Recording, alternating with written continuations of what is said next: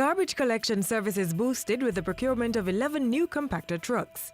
Pre-feasibility study completed on reform of National Solid Waste Management Authority, and Prime Minister Lord's private sector entity for aid to Dominica.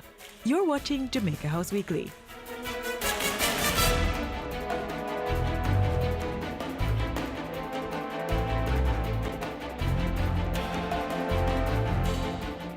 Last Tuesday, Prime Minister Andrew Holness handed over 11 new compactor garbage trucks to improve the island's sanitation management.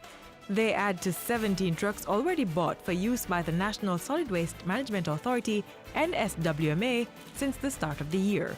Valued at close to $215 million, the trucks will serve communities in the authority's southern, northern, western, and metropolitan regions. This is an investment that is coming directly from your tax dollars. And we are using your tax dollars not just to bush the road, not just to clear the curbs and the channels and to clear the gullies, but we are also making capital investments in equipment that will improve service delivery. Prime Minister Andrew Holness also revealed that a pre-feasibility study had been completed on the island's proposed waste-to-energy program. He said the enterprise team had also considered the feasibility of divesting government's provision of services through the NSWMA. The enterprise team is expected to select a preferred bidder for the proposed divestment by 2018. Now, when that is fully developed, you will start to see a major difference in our environment. It will be a more efficient operation.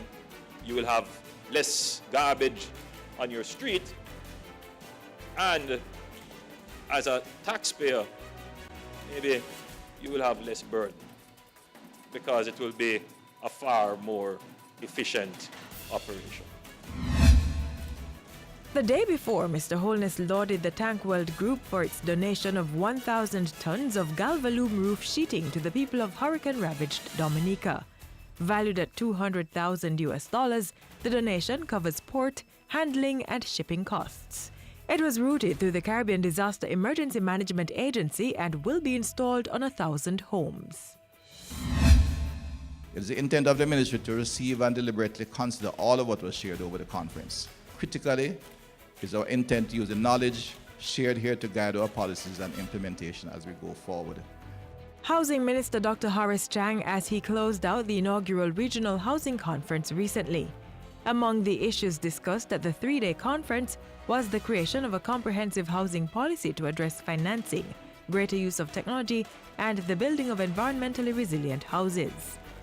Dr. Chang said the conference set the stage for the country to address informal settlements. The issues affecting squatting are to be examined comprehensively and each one taken and dealt with as is required, but it's an issue that we have to deal with because they all have significant social dysfunctional problems. And that's it for Jamaica House Weekly. We return next time with more of the news coming out of the office of the Prime Minister.